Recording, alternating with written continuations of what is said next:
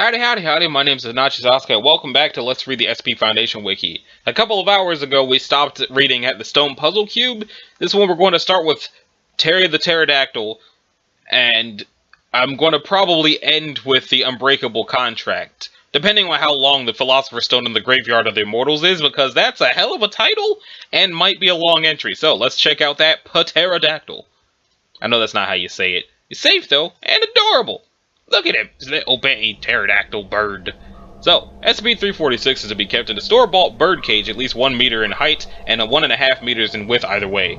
No locks or additional security measures are required, as 346 is no stronger or smarter than the average parakeet. 346's cage is to contain at least 2 water dishes with standing perches to be refilled daily and fed a diet of 5 to 6 medium-sized live crickets daily. 346's cage also contains 1 tree branch for perching, scratching, and climbing, 1 open-top nest purchased at a commercial pet store, lined with moss, and a string of bright-colored bells on it for entertainment. The bottom of 346's cage is covered with corncob-based biodegradable bedding and is to be cleaned out and replaced every other week. During cleaning, 346 may be held either by hand, allowed to fly around a room with a closed door, or placed in a paper bag with a book over the end to be held out of the way. What? 346's cage is held in Dr. Wright's office, there's Dr. Wright again, and may not be moved without her permission. Despite 346's habit of nibbling fingertips and pulling strands of hair, 346 poses no danger upon escape and may be recaptured gently with either a net or by hand. 346 is a small member of an unidentified family of pterodactyl, not as a joke, pterodactyl ancient flying reptiles. 346 is approximately the size of a small bat and has very lightweight bone structure.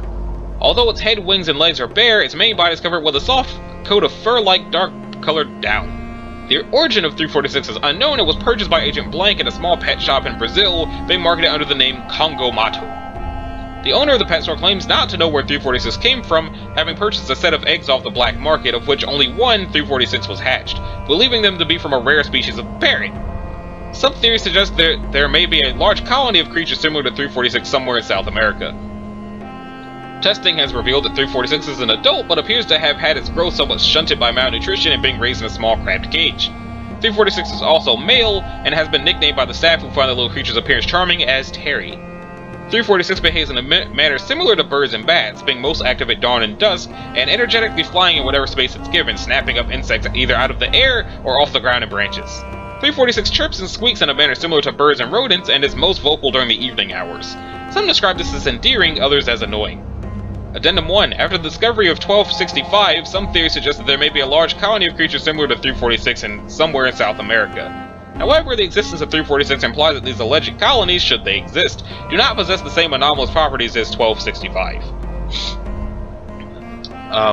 It has been suggested that further investigation into the origins of 346 be taken in the hopes of finding a large colony of similar creatures, perhaps indicative of a surviving member of the pterodactyl lineage, or a rip in space and time.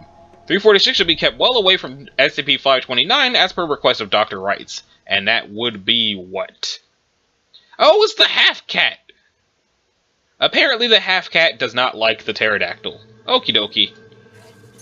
We'll read the entry about the half-cat someday, because we're actually moving along pretty quickly. Not as quickly as we could be, but more quickly than before.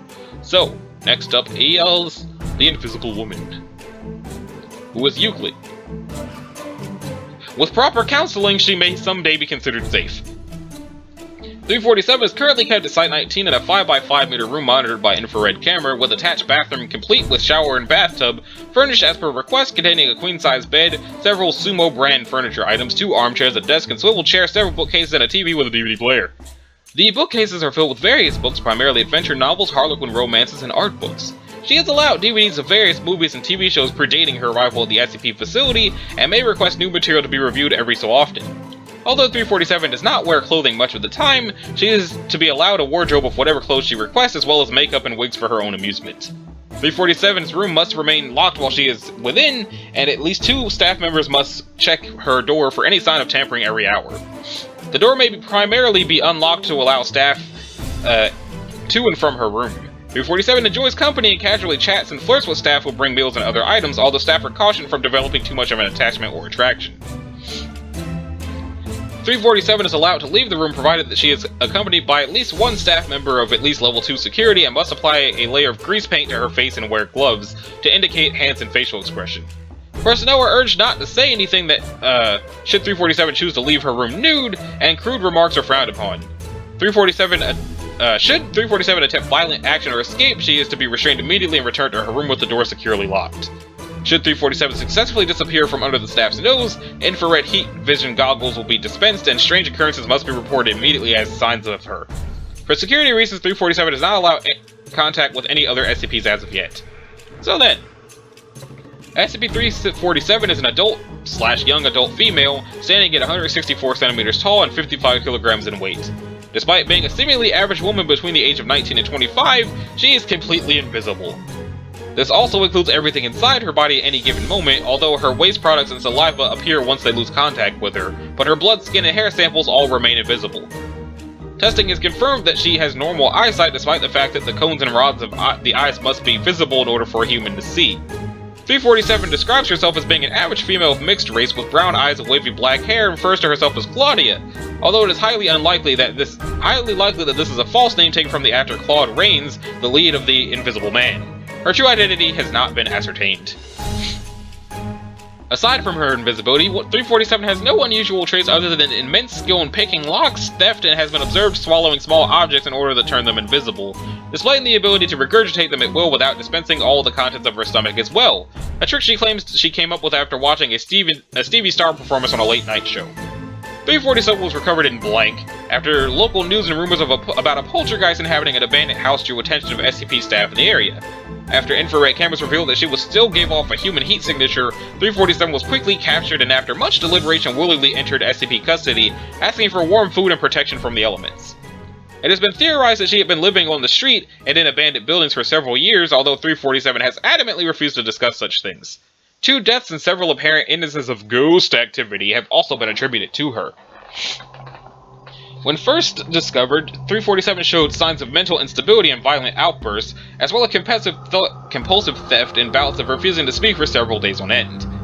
Traditional counseling methods have helped reduce the frequency and severity of such issues, and it's theorized that with more time, 347 may heal from the trauma of years of not being seen and being completely alone.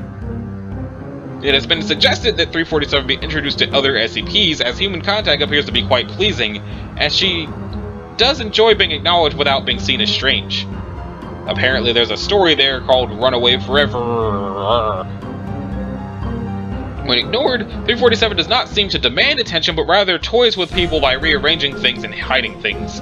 When left alone with somebody who is sleeping or otherwise distracted, it should be noted that 347 will touch and stroke a sleeping person, tuck in their blankets, and do other small things. 347 has confirmed that this behavior just feels right, although the person it's done too often describes it as unnerving. Although 347 is invisible in all terms of visible light, she may still be observed via ultraviolet or infrared cameras. Addendum: Dr. Wrights has requested that all male personnel in contact with 347 politely refuse advances. See document 347-1. She's an invisible kleptomaniac. When you leave afterwards, you're going to realize 3 seconds too late that you don't have your keys in your pocket anymore, and you will be held accountable for whatever happens. Besides, the last thing we need is an invisible pregnancy. Okay, so seriously, who the hell is Dr. Wrights and why is she associated with all the weird things? In any case, now it's time for a gift from Dad. Which is safe. And the gift is the bowl, not the soup. I thought that the gift was the soup. That would have been weird. SCP-348 is to be kept in a standard locker at Site-19. Personnel wishing to conduct tests involving 348 are to obtain level 3 or higher authorization and present a detailed list of intended test subjects. So, 348 is a white ceramic bowl patterned with light blue flowers, measuring approximately 20 centimeters in diameter and 9 centimeters high. While no maker's marks are present, the Chinese characters for thinking of you, Zhang Zeni, are etched into the side of the bowl.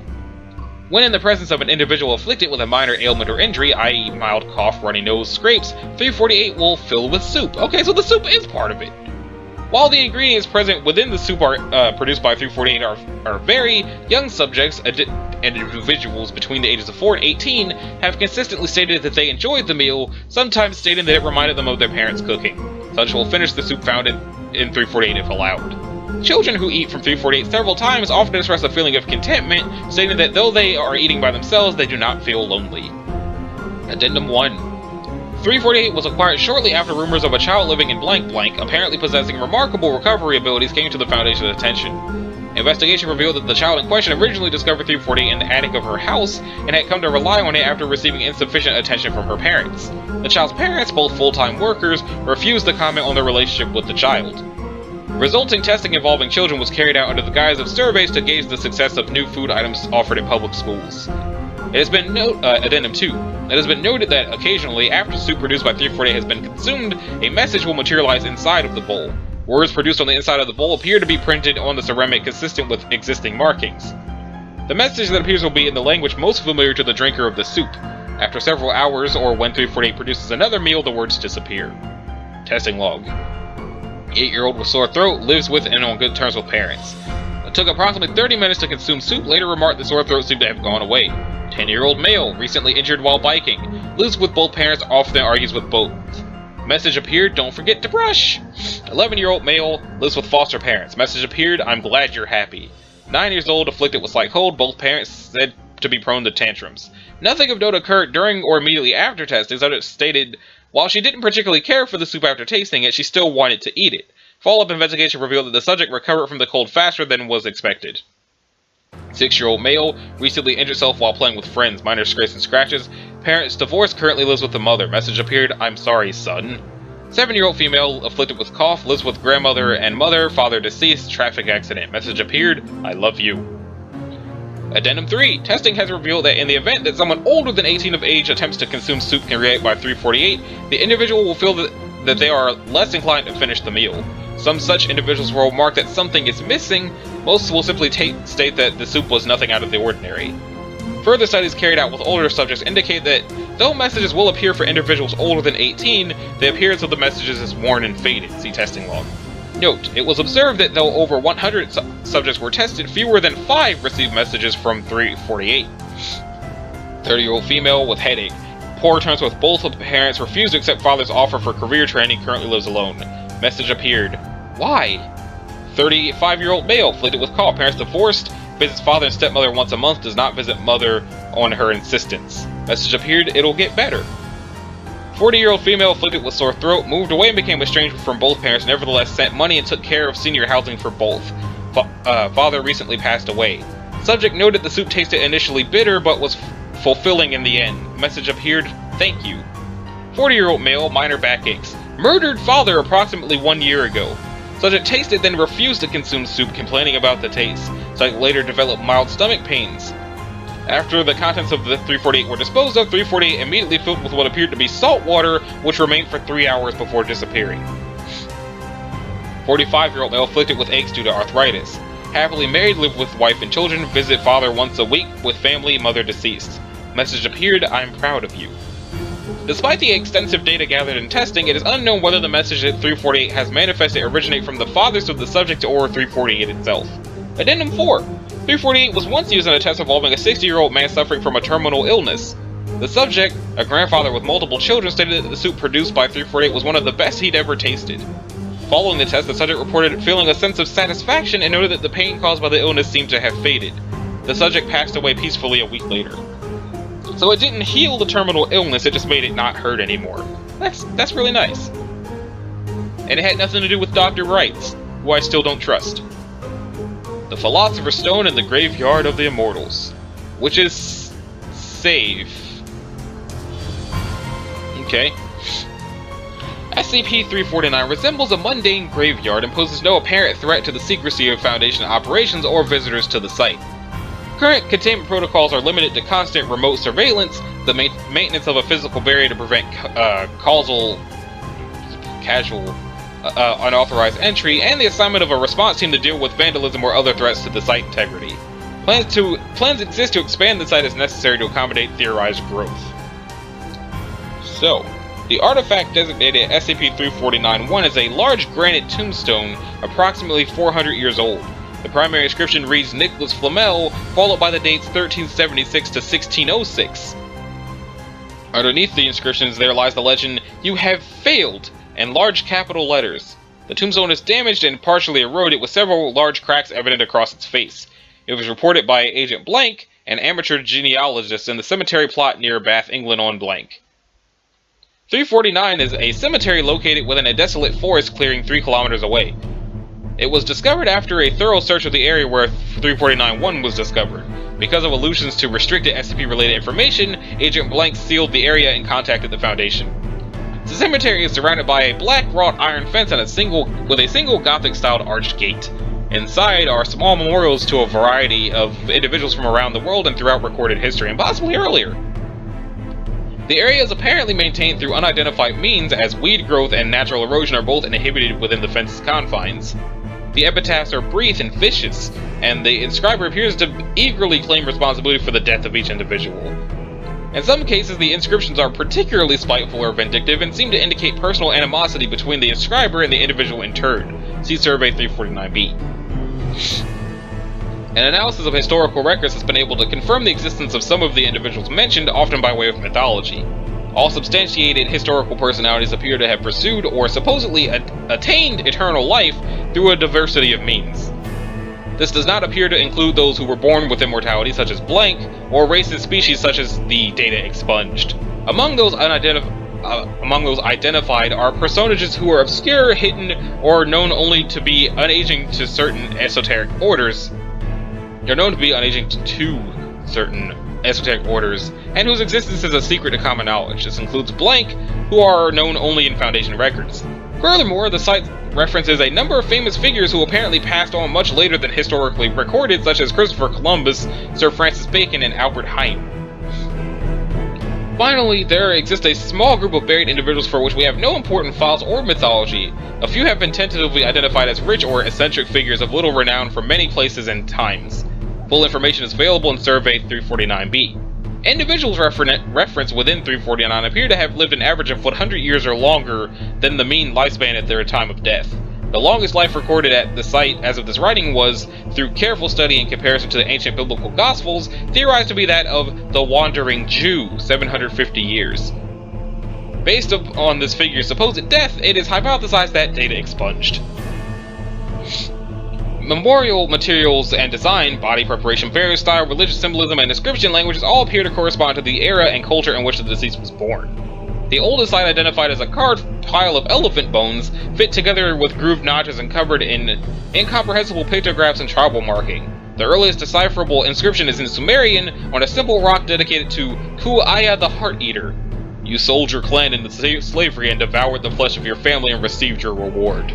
The corpses in most graves are in states of decay corresponding to their age, some of the older ones almost dust. Despite the variety of burial methods, close inspection reveals that a majority, approximately 90% of the plot, shows scratch marks on the material that was blocking escape, or signs of attempted tunneling to the surface. Nevertheless, each plot excavated so far has a corpse or set of bones afforded to it. The confirmed age of the various plots, the historical accuracy of its allusions, and the demonstrated familiarity of its keeper with classified Foundation knowledge of modern Immortals suggest that 349 is not a simple hoax.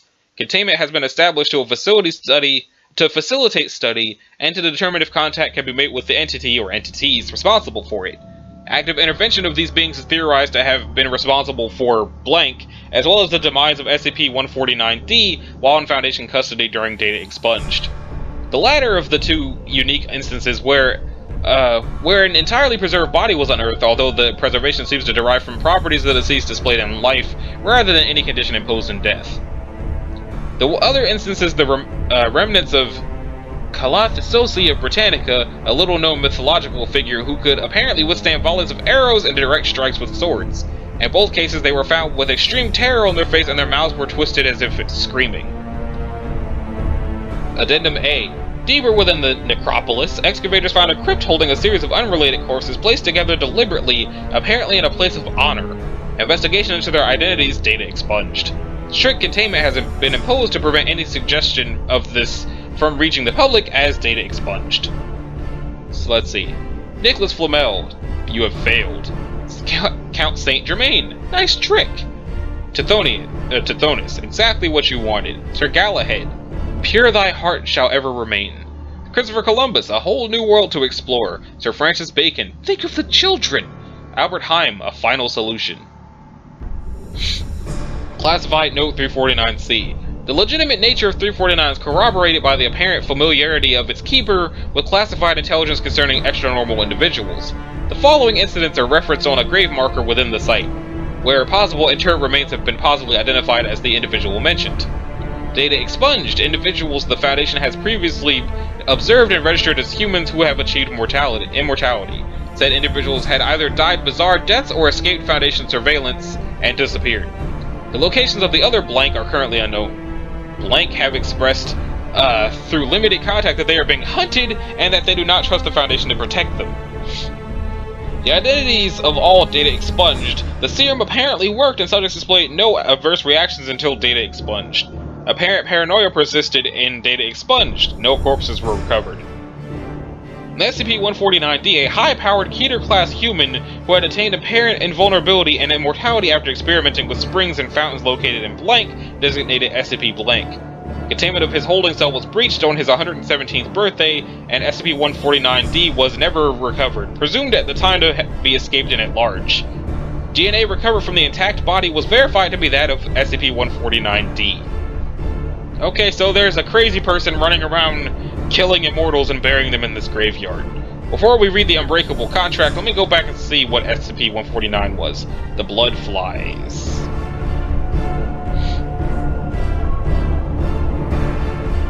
Let's see. An incident, 149 escaped and infected multiple disposable people within 5 hours, matured and burst out of them, infecting blank staff was only thanks to the quick thinking of Dr. Someone. Okay, so it doesn't say anything in here about that. Let's see. Breed of mosquito carries the strain that's A. I don't know. That didn't really explain anything. So let's check out the Unbreakable Contract. I wonder if it's anything like the Unbreakable Contract from Harry Potter. Probably not, because it's safe. But it's only safe because it's a piece of paper. When not under experimentation, 350 should be contained within a locked storage unit. No personnel other than those undergoing experimentation with 350 should be allowed to sign 350, no matter what might be offered in exchange. Those who have signed 350 should be allowed to fulfill the terms of 350 until the terms conflict with Foundation interests, at which point they should be restrained or terminated as necessary. Any staff member above level 3 caught signing 350 for any reason must be immediately terminated. SCP-350 appears to be a single-page contract followed by 49 blank sheets. The contract outlines a basic exchange of a good or service in exchange for a small amount of money wired to a numbered account at blank bank in Zurich, Switzerland. The wording of 350 is different to every reader prior to signature, and the good or service offered is always to be something the subject has expressed great desire to obtain. The document is also always in the native language of the reader and conforms to the laws of the nation in which the subject makes their primary residence. Attempts to use video or photography to get an objective image of 350 at this stage have failed, as the text continues to vary from person to person. Upon signing of SCP-350, the variable language property of the contract ceases, and the text of the contract stays in the language of the owner of the signature on the document to all readers. The subject will invariably find the object or a proof of service shortly after exiting 350's containment unit, always at a location without direct surveillance. Should this signatory of 350 fulfill the terms of the contract and wire the money to the bank account, 350 begins to add new amendments and terms starting from the second page, most of which demand a minor service of some form to the signatory. However, the complexity of the terms and demands increases with the number of amendments fulfilled, eventually reaching extremes including but not limited to the murder of staff members, the removal of 350 from Foundation containment, and even data expunged. Should the signatory not fulfill the original or new terms of 350 for any reason for a full week, they will begin to feel a noticeable urge to complete the current task. This grows into a compulsion on the order of the tics of those suffering from severe obsessive-compulsive disorder. Should the subject be prevented from completing the terms at this time, the subject will begin to lie, steal, kill, and take other extreme actions to attempt to fulfill the demands of the contract. Psychological analysis at this point reveals nothing, as the subject is utterly fixated on completing the task to the exclusion of all else. If the subject is restrained from completing the task, the subject will resort to constant escape attempts, refusing to eat, drink, or sleep. Subjects will die unless placed on intravenous fluids and forced into a chemically induced coma. At this point, their metabolism and bodily functions will begin to speed up until the subject dies from either a heart attack or the inability of intravenous therapy equipment to keep up with the metabolism. Okay, so, don't sign the contract because it'll kill you if you don't follow all 50 pages of it. Okay, so, Unbreakable Contract indeed. So it is kind of like the one from Harry Potter, except, more serious about it. Because in Harry Potter, it's like, if you break the unbreakable vow, you die. And this one's like, if you don't follow the contract, these things happen to you and then you die. So in any case, this is going to be a shorter episode compared to the last one, because I want to start at 351 for the next one and go from there. And I'm thinking when I hit 400, then I'm going to start doing it with a random number generator instead of just continuing down the list. Because again, there's 4,000 of them and I'm almost 10% of the way through, if that is indeed how it works. So, this has been Anashi Sasuke. This is episode 85 of Let's Read the SCP Foundation Wiki. If you liked it, a like and a subscribe will be groovy. If you didn't, you don't need to do either one of those things. And I will see y'all in the next one. Later.